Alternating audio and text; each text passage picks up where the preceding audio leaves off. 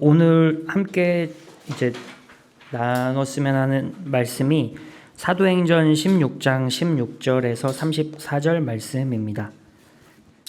사도행전 16장 16절에서 34절까지 말씀입니다.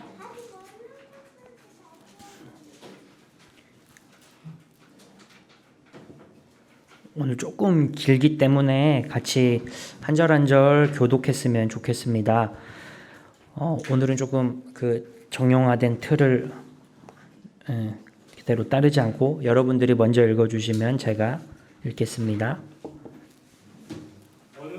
네. 그가 기도하는 곳으로 가다가 귀신 들려 점을 치는 여종한 사람을 만났는데 그는 점을 쳐서 주인들에게 큰 돈벌이를 해주는 여자였다. 이 여자가 바울과 우리를 따라오면서 큰 소리로 이 사람들은 지극히 높으신 하나님의 종들인데 여러분에게 구원의 길을 전하고 있다 하고 외쳤다. 그 여자가 여러 날을 두고 이렇게 하므로 바울이 귀찮게 여기고 돌아서서 그 귀신에게 내가 예수 그리스도의 이름으로 내게 명하니 이 여자에게서 나오라 하고 말하니 바로 그 순간에 귀신이 나왔다. 그 여자의 주인들은 자기들의 돈벌이 희망이 끊어진 것을 보고 바울과 실라를 붙잡아서 광장으로 관원들에게 끌고 갔다. 그리고 그들의 시험관들 앞에서 놓고서 이 사람들은 유대 사람들인데 우리 도시를 소란하게 하고 있습니다. 이 사람들은 로마 시민인 우리로서는 받아들일 수도 없고 실천할 수도 없는 부당한 풍속을 선전하고 있습니다 하고 말하였다. 우리가 그들을 공격하는 데 합사하였다. 그러자 시험관들은 바울과 신라의 옷을 찢어벗기고 그들을 매로치라고 명령하였다. 그래서 이 명령을 받은 부하들이 그들에게 매질을 많이 한 뒤에 감옥에 가두고 간수에게 그들을 단단히 지키라고 명령하였다. 간수는 이런 명령을 받고 그들을 깊은 감방에 가두고서 그들의 발에 칩고를 단단히 채웠다. 한반쯤 되어서 바울과 실라가 기도하면서 하나님을 찬양하는 노래를 부르고 있는데 죄수들이 듣고 있었다. 그때 갑자기 큰 지진이 일어나서 감옥의 fu전이 흔들렸다. 그리고 곧 문이 부르르 열리고 모든 죄수의 수갑이며 착고가 풀렸다. 간수가 잠에서 깨어서 옥문들이 열린 것을 보고는 죄수들이 달아난 줄로 알고 검을 빼어서 자결하려고 하였다. 그때 그들이 큰 소리로 그대는 스스로 몸을 해치지 마시오. 우리가 모두 그대로 있어 하고 외쳤다. 간수는 등불을 달라고 해서 들고 뛰어 들어가 무서워 떨면서 바울과 실라 앞에 엎드렸다. 그리고 바깥으로 데리고 나가서 물었다. 두 분 사도님, 내가 어떻게 해야 구원을 얻을 수 있습니까? 그들이 대답하였다. 주 예수를 믿으시오. 그리하면 그대와 그대의 집안이 구원을 얻을 것입니다. 그리고 하나님의 말씀을 간수와 그의 집에 있는 모든 사람에게 들려주었다. 그 밤 그 시각에 간수는 그들을 데려다가 상처를 씻어 주었다. 그리고 그와 온 가족이 그 자리에서 침례를 받았다. 그를 자기 집으로 데려다가 음식을 대접하였다. 그는 하나님을 믿게 된 것을 온 가족과 함께 기뻐하였다. 안녕히 지내셨습니까? 네. 점점 날씨가 좀 무더워져 가고 있어서 이제는 긴팔 옷을 입기가 좀 힘들어지고 있는 것 같습니다. 저는 제주도로 이주한 지 벌써 한 달하고도 좀 보름이 지났는데요. 제주 그냥 제 소식을 그냥 간단하게 전해드리면 제주도 생활이라고 해서 크게 달라진 거는 없는 것 같아요. 똑같이 먹고 마시고 또 비워내고 일하고 잠을 자고요. 그렇게 지냅니다. 그럼에도 바다도 볼 수 있고 산도 볼 수 있고 좀 하늘이 잘 보이기 때문에 일상에 좀 찌든 생각과 이게 잡념을 이렇게 좀 쉽게 버릴 수는 있는 것 같기는 합니다. 조금은 덜 바쁘고 덜 치열하게 살면서 종종 내면을 돌아보는 것도 개인적으로 되게 좋은 것 같아요. 일전에는 제가 사순절 기간에 와서 사순절 설교를 했던 기억이 나요. 지금은 이제 부활절도 지나고 벌써 부활절이 6주나 지났어요. 그래서 제가 보는 이제 교회 달력, 교회력에 따르면 지난 5월 26일 목요일이 우리 주님께서 제자들을 남겨두시고 승천하신 날이더라고요. 그래서 교회력에 따르면 지금 우리는 주님 없이 예수님이 이제 승천하시고 이전까지는 그래도 계속 같이 계시다가 이제는 더 이상 주님이 같이 계시지 않는 그런 시기를 보내고 있는 것과 같습니다. 그래서 우리를 두고 떠나신 주님 없이 우리는 무엇 하면서 살 수 있을까? 우리는 어떻게 떠나가신 주님을 그리워하며 추억에 잠기는 것 이상으로 우리는 어떻게 살 수 있을까? 무엇을 하며 살 수 있을까? 이것이 오늘 함께 나누고 싶은 말씀의 그런 주제입니다. 본문을 보면서 예수님께서 부재 중이실 때 제자들은 무엇 했는지 살펴보면 좋겠습니다. 그 부재 중이라는 말이 안 계시다라는 거거든요. 그러니까 예수님 없이 지금도 우리가 살아가고 있는데 예수님이 지금 옆에 계신다고 우리가 믿고 있지만 눈에 보이시진 않잖아요. 그러니까 어떻게 우리가 또 살 수 있을지 또 살아가야 할지 오늘 본문이 조금 우리에게 가르침을 주지 않을까 이런 생각을 해보면서 함께 본문을 생각해 보면 좋겠습니다. 그 초기 교회에서 오늘 두 명의 사람이 나오는데요. 누구죠? 바울과 실라라는 선생님이에요. 이 두 분 선생님은 되게 그 위대한 전도자들이었다고 합니다. 그래서 그들은 여러 곳을 순회하면서 하나님 나라의 복음을 막 전파했습니다. 그러니까 바울과 실라 그리고 16장 아마 초반에 나오는 디모데 얘기도 나오고 아마 디모데 이렇게 3명 그리고 누가복음을 쓴 사람이 누구죠? 누가라고 이렇게 많이 얘기를 해요. 근데 사도행전도 똑같이 누가라는 분이 썼다고 이렇게 우리가 생각하고 있거든요. 그러니까 아마 4분 정도가 한 팀이 돼서 이렇게 돌아다녔던 것 같아요. 지금 오늘 본문에서. 그래서 오늘 본문 읽었던 16절 이전에 보면 바로 앞에 그 빌립보라는 도시에 들렀다고 나오는데요. 아마 그곳에서 미래를 예언하는 영의 그런 귀신 들린 사람을 만나게 된 것 같습니다. 이제 그 여인을 사로잡은 이 귀신의 영향력이 얼마나 컸던 것인지 여인은 좀 정상적인 생활을 하지 못했던 것으로 보입니다. 귀신은 그 여인의 인격을 억압했을 뿐만이 아니라 그냥 그거 뭐 일상생활에서 그런 것뿐만이 아니라 얼마나 좀 그 영향이 컸던 것인지 그 여인의 직업이 보면 점치는 사람 이렇게 나오거든요. 그러니까 여성의 직업에도 삶에도 엄청난 지대한 영향을 미쳤던 것으로 보여요. 그 악한 영의 영향을 받아서 살아온 시간이 길었던 것 때문인지 그래서 오늘 바울과 실라가 그 여인에게 그 귀신 들렸다고 하는 그 여인에게 거기서 귀신을 쫓아내주는 일이 있었는데 그럼에도 불구하고 그 여자가 그 여자분이 이전 삶과 다르게 아주 새로운 삶을 살게 된 것이 아니라 똑같이 그 상태가 조금 지속되었던 것 같아요. 왜냐하면 그 악한 영에 사로잡혔던 그녀를 이용해서 상업적으로 수익을 내던 그녀의 주인들이 있었기 때문입니다. 그런 이해관계가 얽혀 있어서 여인이 다시 정상적인 생활을 했다기보다는 그 여인을 소유하고 있었던 사람들 때문에 그런지 아마 정상적인 생활로 다시 돌아가기는 힘들었던 것 같아요.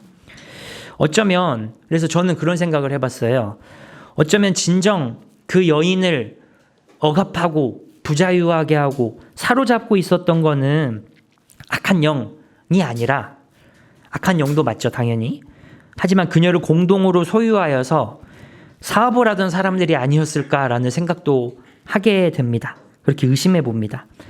그녀의 삶을 송두리째 소유하여서 좌지우지하려던 사람들이 되게 못되고 나쁘고 추악하게 느껴지는 것은 저만의 생각이 아닐 것 같습니다. 그 21절에 보면 그녀의 주인들이 말하고 자랑하는 로마인의 풍속은 무엇일까요? 그 악한 영에 사로잡힌 여인을 이용해서 하는 사업, 비즈니스는 허용되지만 여인을 구원해서 그 수익의 소망을 사라지게 한 것을 용납하지 못하는 그 로마인의 풍속이라는 거는 대단히 적절하지도 못하고 되게 저질스러운 것 같다는 생각을 하게 됩니다. 지금도 여전히 우리 삶을 파탄내고 송두리째 망가뜨리는 거는 그러한 것에 가까운 것 같습니다. 사람보다 돈을 중요하게 여기는 풍속이 오히려 그 악한 영에 사로잡힌 여인을 치유하는 것도 정말 중요하지만 그런 그 여인을 이용해서 돈을 벌려고 하는 그 사람들의 모습들이 그 사람들도 마찬가지로 악한 영에 사로잡혀 있는 것 같아요. 정말로 사람을 제대로 생각하지 않잖아요. 자기 이익과 분노에 눈이 먼 사람들이야말로 진정 악한 영에 사로잡힌 사람들입니다. 정말 그리고 그 사람들이 위험하다는 생각을 하게 됩니다. 그 다니엘서에서 보면 다니엘서의 환상에 나오는 대로 악한 영은 단순히 한 사람의 인격을 사로잡고 있는 하나의 인격체라기보다는 이 세상의 권세를 사로잡고 있는 권세, 그런 그리스 말로는 엑수시아라고 하는데 그 권세라는 것, 세상 문화를 조종하고 붙잡고 있는 그런 것에 더 가깝다는 생각을 하게 됩니다. 이 일을 통해서 이 바울과 실라 일행은 결국에는 옥에 갇히게 됩니다. 이 귀신에 사로잡혔던 그 여인의 주인들은 무리를 막 선동해서 사람들을 막 선동해서 정당한 절차나 재판도 없이 이 바울 일행에게 폭력을 막 가하고요. 비상식적이고도 이 부당한 방법으로 이런 일들을 막 처리하게 됩니다. 근데 마치 좀 그런 느낌이 드는 것 같아요. 마치 죄 없으신 우리 주님께서 매에 맞고 십자가에 달려 돌아가신 것을 떠오르게 하는 일들입니다. 바울 일행은 특히 바울은 로마 시민권을 갖고 있었다고 하는데 이런 절차적 부당함을 강하게 주장하고 또 그들의 폭력과 그 적절하지 않은 그런 행동에 있어서 폭력에 맞설 수도 있었습니다. 하지만 그럼에도 예수님처럼 그들은 정당방위에 해당하는 방어적 행동을 하기보다는 그냥 어떻게 보면 되게 소극적이고 수용적인 그런 태도를 보이는 것이 오늘 본문의 내용입니다. 그리고 도리어 그들은 하나님께 기도하고 간구했다고 합니다. 이 옥에 갇혀서 기도하고 간구한다는 그런 내용을 보면 또 찬양한다는 내용을 보면 저는 어려서 이 본문을 보면 되게 좀 마음이 답답했거든요. 왜냐하면 먼저는 그들처럼 행동하기가 되게 어렵기 때문에 그런 되게 좋지 않은 상황 속에서 어떻게 하나님을 찬양한다는 거야? 어떻게 하나님께 기도한다는 거야? 이런 생각이 막 들었어요. 그래서 저는 좀 어렸을 때 되게 이 본문만 보면 좀 답답했어요. 다른 사람에게 피해를 받고 억울한 일을 당하면서도 웃으면서 꼭 말해야 될 것 같았기 때문입니다. 난 괜찮아. 난 괜찮고 난 감사해. 실제로는 전혀 감사한 일도 아니고 괜찮지 않은 일인데 괜찮다는 거예요. 뭐 학교에서 뭐 동준이, 준수, 기주가 되게 억울한 일을 당했어요. 친구가 막 그냥 때렸는데 선생님한테 혼나는 거예요. 갑자기 내가 하지 마 막 이러다가 선생님 딱 그때 봤어요. 선생님이 너 이렇게 잘못했지 막 이러면서 있는데 대꾸하지 않고 네 제가 잘못했습니다 이렇게 하는 게 되게 쉽지 않단 말이죠. 왜냐하면 얘가 먼저 그랬어요 이렇게 하는 게 당연한 건데, 근데 어렸을 때도 저도 이 본문만 보면 난 괜찮아 웃으면서 말해야 될 것 같고 다른 사람 앞에서 친절하고 좋은 사람처럼 보여야 될 것 같다는 생각에 되게 안 좋았거든요. 속은 막 화가 나고 막 분노가 막 일어나는데도 그런 것들을 다 싹 감추고 찬양하고 그런 모습을 보여야 된다는 것 때문에 좀 그런 도덕적인 의무감 이런 것이 막 지워지는 것 같았기 때문에 좋지 않았어요. 근데 오늘 조금 저도 이 본문을 좋지 않은 생각에 읽었었는데 좀 생각해 보니까 이 그들의 기도와 간구, 이 찬양이 꼭 그 부정적인 감정과 상황을 그냥 잊어버리고 지워버리고 회피해버리기 위한 그런 주문은 아니었을 것 같다는 생각을 또 하게 되더라고요. 그 시편에서 위대한 영성가들이라고 하는 사람들이 비슷한 상황들에 많이 처했었는데 그들도 기도하고 간구하고 찬양하거든요. 근데 그런 건 아니었던 것 같아요. 꼭 뭐 억울한 일을 당해서 하나님 저는 그래도 감사합니다. 그래도 뭐 저는 살아있기 때문에 감사하죠. 이런 기도는 아니거든요. 시편 영성가들의 기도라는 게 갑자기 딱 떠오르더니 그 생각이 이 시편 그럼 기자들은 어떻게 기도했나 좀 찾아봤어요. 제가 알고 있는 본문에서. 그러니까 좀 죄송합니다. 되게 그 잔인하고도 무서운 기도들을 종종 하는데 그들이 아뢰고 간구하는 기도는 심지어 저주이기도 하고요. 악담이기도 하거든요. 그 혹시 성경책 지금 가지고 계시는 분들은 시편 3편 7절 한번 읽어볼까요? 시편 3편 7절.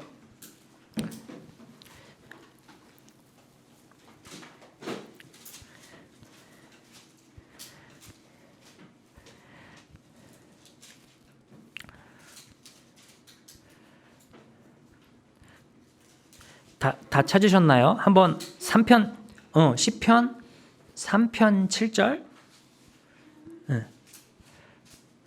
자, 한번 찾은 분들을 한번 같이 한번 읽어봅시다. 시작. 주님 일어나십시오. 나의 하나님 이 몸을 구원해 주십시오. 주님께서 내 모든 원수들의 뺨을 치시고 악인들의 일을 부러뜨리셨습니다. 네, 그 좋은 말로 그러지 우리 마동석 씨 있잖아요. 이렇게 어디 치죠? 이렇게 되게 하면 그 범죄도시 같은 거 보면 뺨을 치죠. 그러니까 나쁜 말로는 막 싸 그거를 친다고 막 그러잖아요. 하나님께 친구의 싸대기를 쳐주십시오 이렇게 기도하는 분이라는 거예요. 이빨을 부려뜨려 버리고 막 어금니가 다 뽑아져 버리고 이런 아주 무서운 기도를 한다는 거죠. 제가 찾은 번역 성경에도 공동 번역인데 당신은 내 원수의 턱을 내리치시고 악한 자의 이빨을 부수시는 분. 되게 살벌하죠. 하나님이 거의 정의의 그런 경찰관 뭐 이런 것처럼. 하나만 더 보면 이것도 되게 좀 재밌는데요. 137편 9절 한번 찾아볼까요? 137편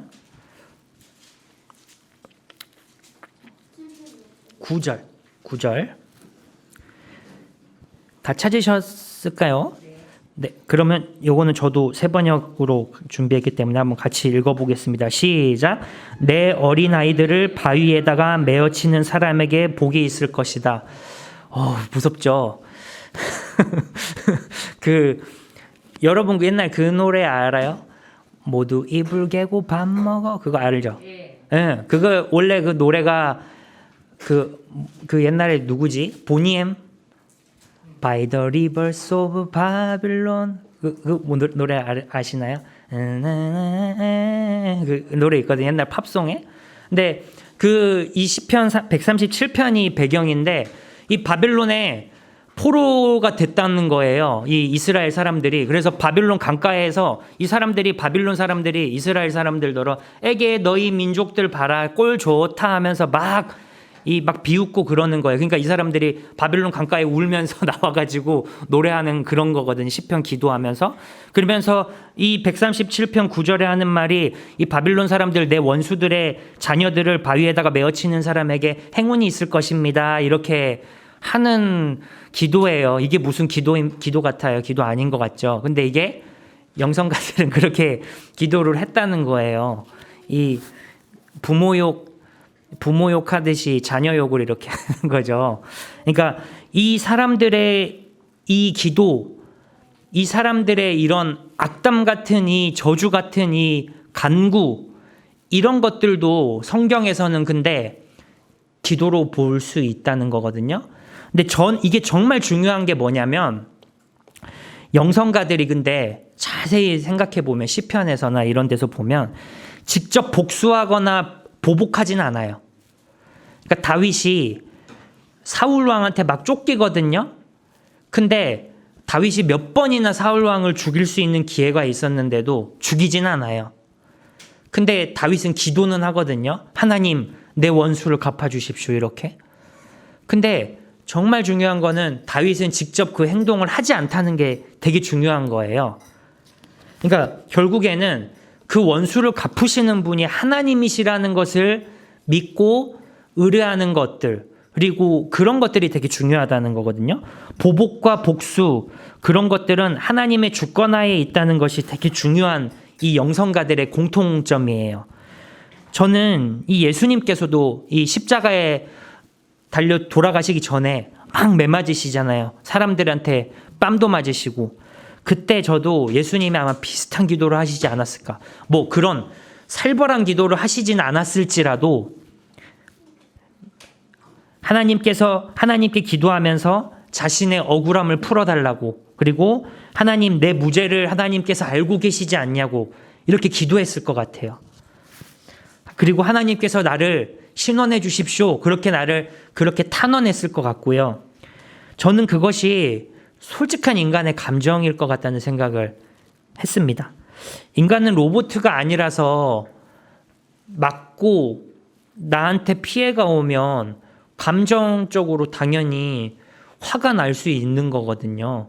근데 그거를 뭐 회피하듯이 뭐 나는 안 그런데 뭐 이렇게 그런 것이 아니라 이 영성가들이 하는 기도, 그리고 바울과 실라가 했던 기도들도 그런 것이지 않았을까 이런 생각을 합니다. 제가 시편에 방금 같이 읽었던 구절들은 되게 강렬하게 그런 감정적으로 막 토해내는 기도여서 그렇지 조금 순화된 그런 기도들도 많거든요. 근데 아마 바울과 실라도 매에 맞고 옥에 갇혔으면서 어떻게 뭐 기뻐했겠어요.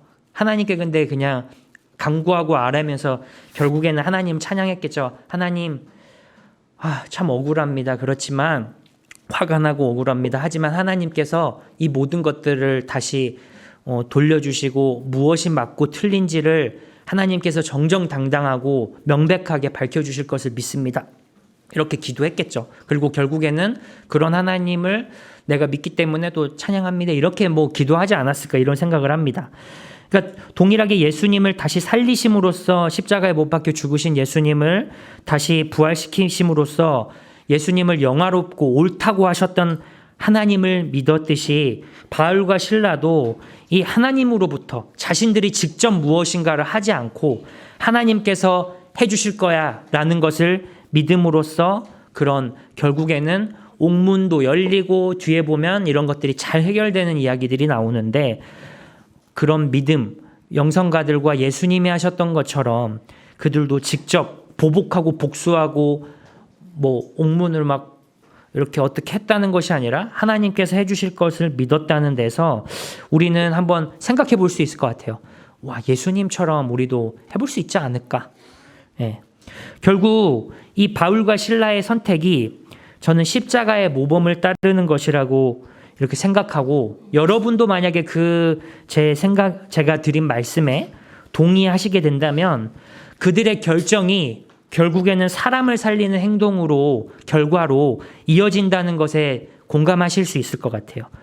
왜냐하면 하나님께서 예수님의 기도를 들으시고 예수님을 신원하셨던 것처럼 바울 일행은 신비한 방법으로 옥문이 열리는 것을 보았습니다. 그리고 옥문이 열리고 재빠르게 탈출할 수 있었을 거예요. 근데 하지만 그들은 이 재빠르게 탈출하지 않고 오히려 그 옥문이 열리니까 그 옥문을 지키던 사람들, 감옥을 지키는 사람은 명예가 더럽혀지고 이제 내가 자신의 일을 못했기 때문에 어떤 징계를 받고 뭐 심지어 이제 죽기까지 할 수 있는 상황에 놓였거든요. 근데 바울은 그 사람을 말리거든요. 그래서 결국에는 간수의 목숨이 살아나잖아요. 구원되는 거잖아요. 예수님의 그런 십자가를 지신 사건이 사람을 살리는 그런 결과로 이어졌듯이 이 바울과 실라의 그런 이런 행동들도 결국에는 사람을 살리는 결과로 이어졌다는 데서 우리는 한번 생각해 보게 됩니다. 제가 군 생활을 그 헌병대에서 했거든요. 헌병이 뭐냐면 군인 경찰이에요. 군인 경찰. 그러면 뭐 하고 있냐면요. 저희 같은 경우 이렇게 벨트를 이렇게 가죽 벨트 같은 걸 딱 메고 옆에 그 되게 좀 무겁고 뭉툭한 막대기 이런 곤봉 같은 거를 들고 다녀요. 그래서 이렇게 돌아다니면서 이게 감옥에 있는 영창이라고 하는데 그런 데 있는 사람들을 막 이렇게 순찰하거든요. 그러면 예를 들어 기주가 지금 다리를 막 떨고 있어요. 예를 들어서 그러면 이 곤봉 가지고 이 탕탕탕 철장문 두드리면서 다리 떨지 마. 다리 떨지 마십시오. 이렇게 하거든요. 그리고 이렇게 하고 있다가 이렇게 막 졸아요. 예를 들어 아니면 고개를 막 스트레칭을 해요. 그러면 또 두드려요. 스트레칭 하지 마십시오. 그러니까 뭐냐면 스트레칭을 내가 허락하는 시간에만 할 수 있거든요. 근데 허락하지 않으면 못하게 막아요. 왜냐면 움직였다가 사고 뭐 어떤 뭐 스스로 뭐 자해를 한다거나 그러면 큰일이 나니까 저희 같은 경우는 이게 다 보이거든요. 그러면 화장실도 다 보여요. 뭐 하고 있는지 화장실에서. 화장실에 뭐 딱 앉아요. 그 대변기 같은 데 앉잖아요. 그러면 위에가 뚫려 있어요. 그럼 뭐 하는지 보거든요. 빨리 나오십시오. 빨리 일 보십시오. 이렇게. 그러니까 이 대단히 그런 삼엄하고 그러거든요. 그러니까 막 말 안 듣는 사람이 누가 들어왔다. 그러면 일부러 막 알려줘요. 다음 근무자한테. 그래서 저 사람 조금 계속 말 안 듣는다. 계속 양반 자세로 이렇게 딱 앉아 있어야 되는데 계속 뭐 움직인다. 그러면 그 사람 계속 돌아다니면서 계속 뭐라고 해요. 막 라디오 들으십시오. 졸지 마십시오. 막 책 보십시오. 막 별말을 다 하거든요. 그러니까 사람을 아주 그렇게 피폐하게 만드는데 그렇게 근무를 하는데 갑자기 누가 탈출을 했어요. 그러면 난리 나죠. 저기 자대, 그러니까 그 근무를 하기 전에 사고가 난 거예요. 한 부대에서 탈옥 그 미결수 재판을 받아야 되는 안에 있던 사람이 탈출을 해버려서 탈옥을 해버렸어요. 그 철조망을 막 뛰어넘어가지고 가버렸단 말이에요. 저기 민간인 사는 데로. 저희 그때 그 사고건을 그거 신문이나 뭐 이런 걸로 들으면서 저희 엄청 그거 했거든요. 이런 일 벌어지면 큰일 난다. 이런 일 다시 일어나면 큰일 난다. 그래서 제가 나중에 자대 배치를 받고 갔는데 그 부대가 그 부대였던 거예요. 그래서 저는 잘 못 봤지만 그 부대에 그때 당시 근무자들 거기 안에 똑같이 들어가 있어요. 징계받고 있었던 거예요. 그러니까 되게 그러면서 징계받으면 군 제대를 엄청 기다렸는데 그 제대가 미뤄져요. 그 있었던 만큼. 그러니까 엄청난 뭐 그쵸 별거 아닌데도 엄청난 거죠 당시에. 그러니까 되게 불명예스럽고요. 또 부대에서 치욕적인 거고 전 헌병대에서 다 하니까 이 사건을 엄청 치욕적이죠. 불명예스럽고. 근데 오늘 이 갑자기 지진이 나가지고 문이 다 열려버렸어요. 그러니까 그 감옥을 지키던 간수가 하는 자결을 하려고 하는 행동이 어느 정도는 이해를 할 수 있을 것 같아요. 당시 로마 사회는 더군다나 명예를 되게 중요시하는 사회였다고 하더라고요. 그러니까 자기를 제대로 하지 못하고 다 탈출해 버렸어요. 예를 들어. 그러면 스스로 목숨을 끊을 만 했던 것 같아요. 근데 바울과 실라가 큰 소리로 외치잖아요. 멈춰! 멈춰! 멈춰! 그걸 하잖아요. 그래서 결국에는 그 사람을 간수는 생명을 잃지 않고 그 상황에서 모면되게 되고 구원을 얻게 됩니다. 심지어 간수의 가족까지 이 하나님 나라의 복음을 받아들이고 구원을 받게 되는 계기가 됩니다. 이 바울과 실라의 행동이 간수 한 명의 구원뿐만이 아니라 가족과 공동체를 살리는 구원이 된 것입니다. 이 구원에 참여하게 된 그 가족들이 모두 다 침례를 받은 이후에 만찬을 나눴다고 하잖아요. 식사를 했다고. 이것이 마치 하나님 나라에서 우리가 구원받은 하나님 나라의 백성들이 우리가 주의 만찬, 애찬, 성찬 이런 것들을 하듯이 이 식사하는 것으로 우리가 하나의 한 가족이 되었다, 식구가 되었다라는 것으로 이렇게 좀 이어지는 그런 이야기가 됩니다. 이 예수님께서 말씀을 마치겠습니다. 예수님께서 승천하신 후에 제자들은 예수님께서 가르치셨던 교훈을 기억하고자 애썼습니다. 예수님이 계셨을 때 책 쓰신 게 없거든요, 하나도. 계속 기억해야 돼요. 예수님이 옛날에 뭐라고 하셨더라라고 하면서 막 이제 기록을 하는 거예요. 마태복음, 마가복음, 누가복음. 그 사람들이 예수님이 살아생전에 했던 말씀을 기억하면서 글로 막 적어요. 이제 그 사람들 죽으면 그 다음에는 예수님에 관한 얘기를 들을 수가 없으니까.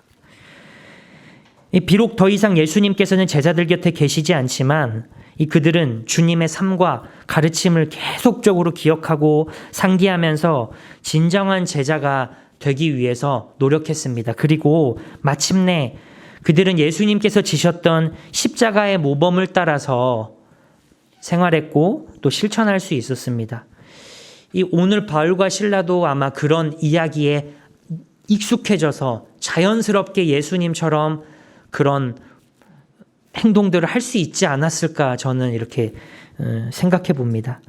이제는 예수 그리스도께 속한 예수 그리스도를 추종하는 사람들이 된 거예요. 그 사람들을 뭐라고 하냐면 그리스도인이라고 하죠. 이 예수님이 살아계셨을 때 그리스도인이라고 불린 사람들이 아니에요. 예수님이 돌아가시고 승천하시고 나서 이후에야 그리스도께 속한 사람들이다라는 뜻으로, 그리스도를 추종하는 사람들이다라는 뜻으로 그리스도인이라고 불렸다고 합니다. 그러니까 예수님이 오히려 떠나가시고 난 후에 그렇게 불리게 된 거죠. 이 마찬가지로 예수님께서 지금 우리가 살고 있는 지금도 예수님은 떠나서 계시지 않잖아요. 그러니까 우리가 믿고 있지만 지금 예수님이 여기서 막 걸어 다니시고 식사 같이 하시고 이러지진 않잖아요. 그러니까 우리가 마찬가지로 이 세상을 살아갈 수 있는 방법, 예수님이 계시지 않을 때 살아갈 수 있는 방법은 그런 말씀들을 기억하고 생각하면서 예수님이 하셨던 가장 놀라운 사역은 사람을 살리는 거였고 그것이 십자가라는 것을 우리가 인정하고 또 신앙으로 고백한다면 우리도 마찬가지로 예수님께서 지셨던 십자가를 떠올리며 이 고난을 마다하지 않는 것이 우리가 할 수 있는 최고의 최선의 방법이지 않을까, 할 수 있는 일이지 않을까 이렇게 생각해 봅니다.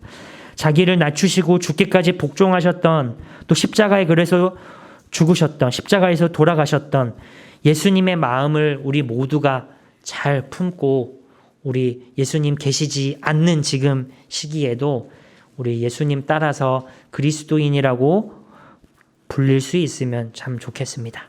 제가 잠깐 기도하겠습니다.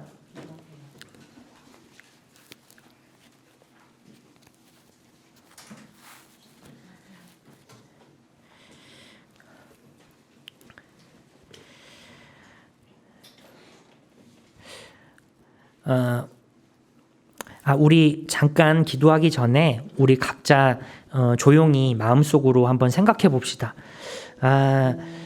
우리 예수님이 계시지 않을 때 우리는 무엇을 할 수 있을까? 이 제자들도 되게 고민하고 생각 많이 했을 것 같아요. 예수님이 계셨을 때는 예수님만 의지하면 됐는데 이제 예수님 안 계실 때 우리 무엇을 할 수 있을까? 우리가 지금 마찬가지로 당장 내일,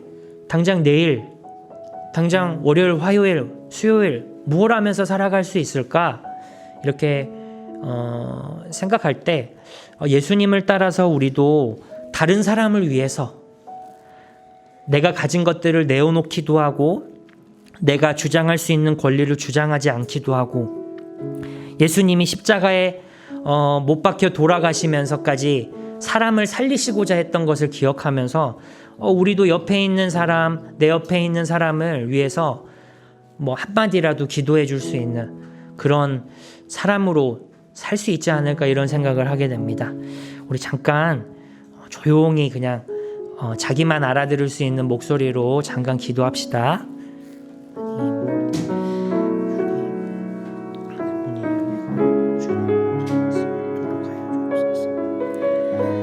하나님의 말씀과 선하심을 믿으면서 하나님 주님의 모범을 따라 제가의 모범을 따라 살아가는 우리가 될 수 있도록 하여 주시옵소서.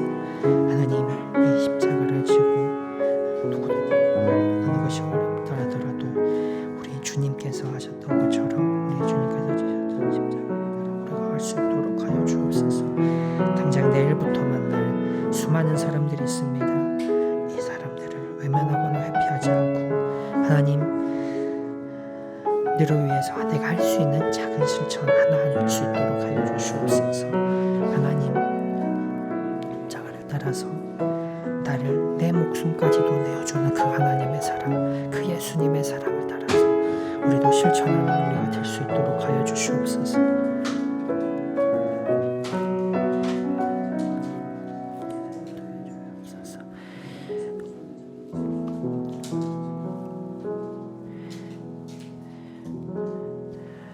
하나님, 우리가 당장 월요일, 화요일, 수요일 이렇게 한 주를 살아갈 때 우리가 할 수 있는 일이 무엇인지